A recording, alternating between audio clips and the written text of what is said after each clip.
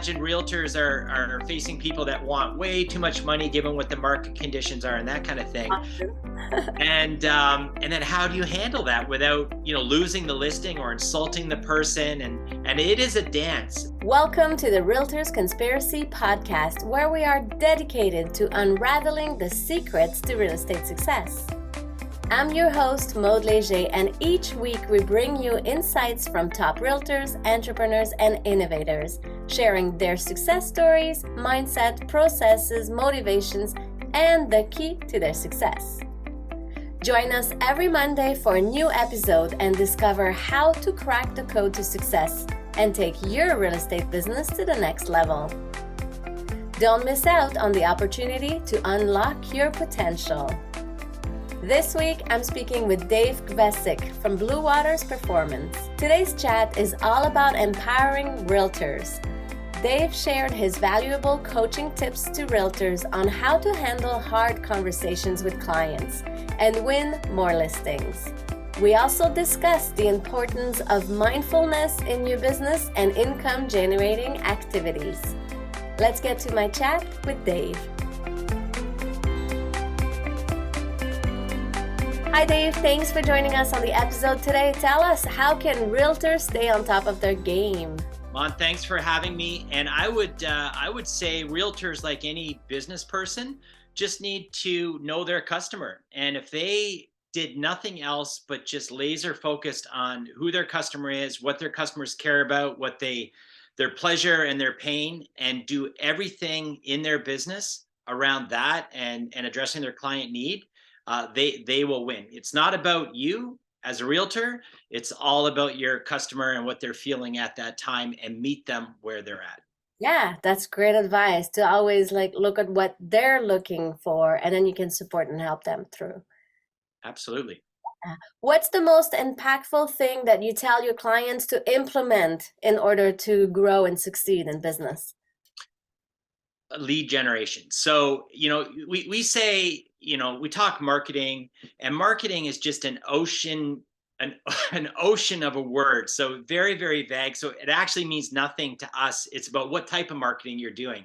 So the billboards are fantastic for the soft branding, but I would say again, so there's millions of people looking for homes, but who is your target niche within that? Who's your ideal client avatar that finds you attractive as a realtor? And how do you get to them? How do you speak to them? And how do you find the ones that are actively looking to be active in the market?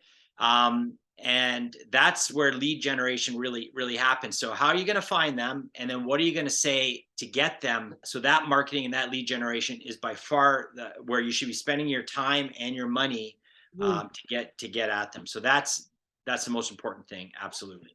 I love it. We talk a lot about lead generation activities in the industry. A lot of realtors, they don't know what to do. So if somebody comes to you and says, I'm supposed to do lead generation, what can I do? Or where do I get my leads? Or how do I go about it?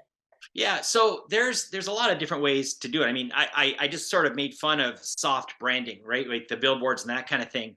But there's a place for that, right? So people need to understand that you exist, that you have a presence in the market, that you're established, that you're safe, that you're efficient, that you're good. And beyond that, social media obviously is massive and can give you a great return on your investment. So for example, if I was a realtor starting out, would I put money in a one-page newspaper ad? I probably wouldn't. That's super, super expensive. But would I, first off, after I've identified my ideal client avatar and who finds me attractive and I can speak to, and I genuinely, as a person, love dealing with and interacting with, I would target them on social media and buy access to them with a very targeted message, with a clear call to action, and that's where I'd be spending my marketing money. Yes, very cool. What would be your number one business process that you give advice to your clients to do? So once you have them, so you've generated the leads, you've made contact with them. Ideally, you've had some sort of a virtual sit, a live meeting. You've qualified them, had a conversation. I would say the ability to have a consultative conversation. So think consultative selling. And all that means, it means different things to different people, but it's the ability to ask great, curious questions that are relevant to that person and really trigger them in a positive way that makes you attractive to them. So consultative selling and the ability to be assertive, but in a consultative way, in a way that the person feels good about, so that you can ultimately close them and sign a listing agreement with you. Yeah, no, very cool. And then how do you get that training or mentoring in terms of being more consultative? Now, there's a ton. I mean, on Instagram, everyone's getting all the feeds and they're scrolling through everything, and there's a million different messages and coaches out there. The of course, you could deal with us. That's quite simple. You have a conversation with us, and we can walk you through what it looks like. But find a good coach. Find someone that is a kind, curious, sales-focused mentor that's done it. Someone you like, that you find their presence and their energy attractive, and talk to them and be curious to them, and listen to them and ask them the questions about how do you connect. Here's the question: how do you connect with your prospects and potential clients, so that they find you attractive, so they sign the listing agreement? What questions do you ask? How do you get in their brain space in an authentic way, so that you can sell to them? Yeah, that's amazing. What would you say you would look for, books or mentors or things online, education tools? Who do you look up to? Oh my goodness. See, I'm a bit of a unicorn because I have a mindfulness side to me where I actually look to Instagram for real motivation in I don't want to say a spiritual way, but a real mindful way. Because my approach and the approach of my partner is really, it's not aggressive. It's around knowing who we are, seeing the light in other people, and really enjoying being around other people, and bringing that forth, because in that is where the best sales power is. Believe it or not, it's the most powerful closers are people that are not closing. They're people that are connecting with other people. So for me, I'd love to give you a name. There's a few that are eluding me right now, but on Instagram, find the motivational feeds that get you going, but also push you to action. Yeah, nice. Whatever they are, they're different for everybody. Yeah, that's very cool. Pushing into action could be mindfulness action, productivity action, income generating activities, and stuff like that. Absolutely.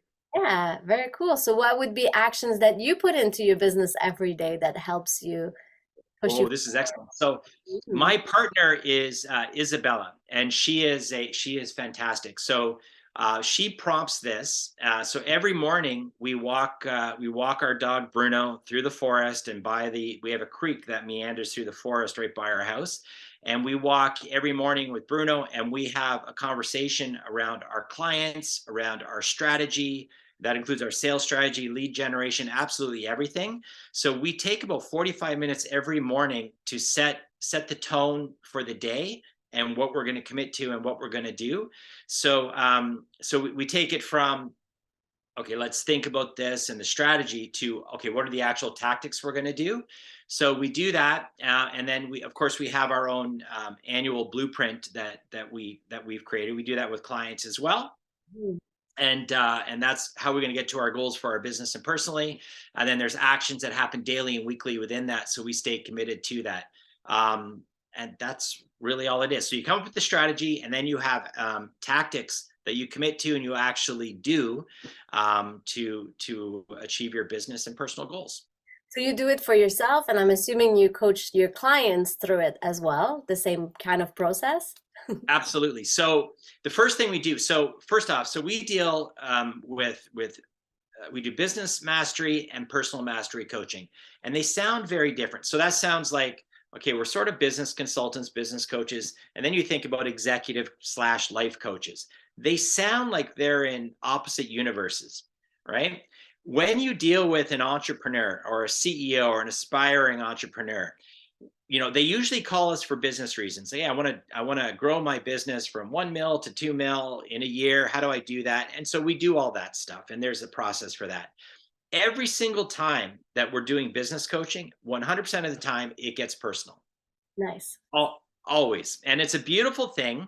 And I know what's going to happen, even if the person doesn't know what's going to happen, because these are people that are working really hard and they're driven on their business, but they're real people with real challenges and real dreams. And to leave that out of the equation, you can't. You have to bring them together so that they find their superpower.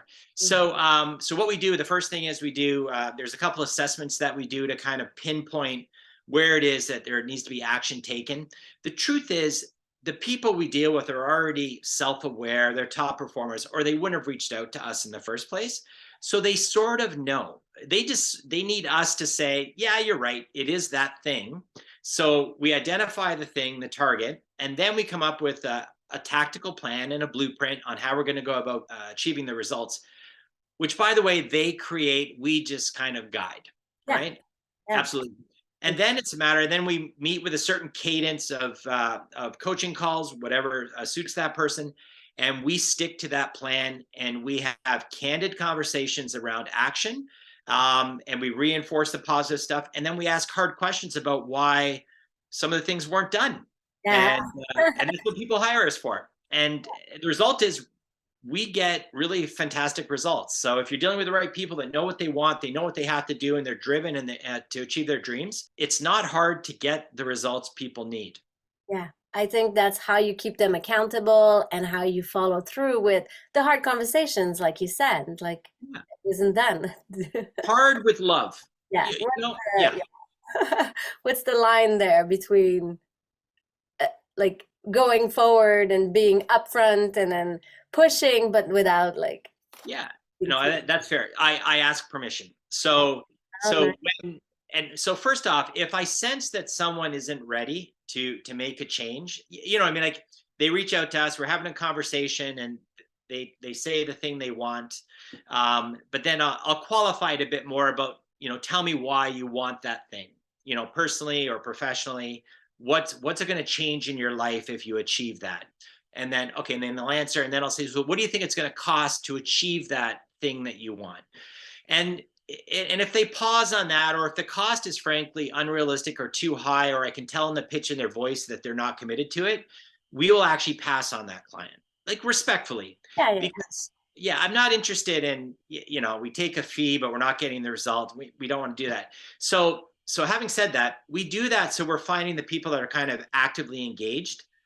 Then what we'll say is we'll ask, out of 10, how candid do you want me to be in the coaching I provide to you? So then they'll answer, and I'll get a sense, where I'm going to be, because I don't want to hurt anyone's feelings, right? Yeah. And then if I'm about to deliver, really tough feedback, I'll ask again, so they'll know it's coming. And then I'll deliver it with respect and out of love, because I want them to get to their desired future outcome. So that's all. That is the exact same process that real estate agents could deal with their clients as well, when they're trying to tell them how much to price the house, how to prepare it for selling. It's all delicate. It is. And it's interesting, because I imagine realtors are facing people that want way too much money given what the market conditions are and that kind of thing. And then how do you handle that without, losing the listing or insulting the person? And it is a dance for sure, because you're dealing with a primal pride that people have in their home. And there is a process for that, by the way. I mean, if it's similar to an objection handling model, it's an active communication modeling that you do, where, without going into it too much, but you show a lot of empathy, then you seek to clarify, get the person talking, and you link, if the desired outcome is to sell that home so that they can go to the Caribbean, or you know what I mean, like, and start their new life, you get them into that frame of mind and more focused on that better desired outcome than getting 50 grand more on the house. Then they will tell you, they'll correct themselves. So there is a way with basic psychology and active communication modeling to actually get that outcome. So there's skills and tactics you can do. That's super interesting and fascinating. Where do we find more about you? What's your Instagram and your website?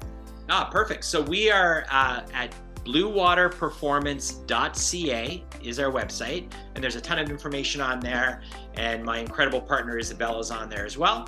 And then our Instagram is We Are Bluewater. Okay, cool. We Are Bluewater, and there's a ton of information on there as well. That is amazing. Thank you so much for sharing all of those tips, and thanks for joining us today. Mon, thanks for having me. Thanks for tuning in. If you enjoyed this episode and want to uncover more secret codes to real estate success, be sure to tune in to other episodes. And if you know someone who could benefit from it, please share it with them and spread the word. Together, let's unlock the potential of real estate success.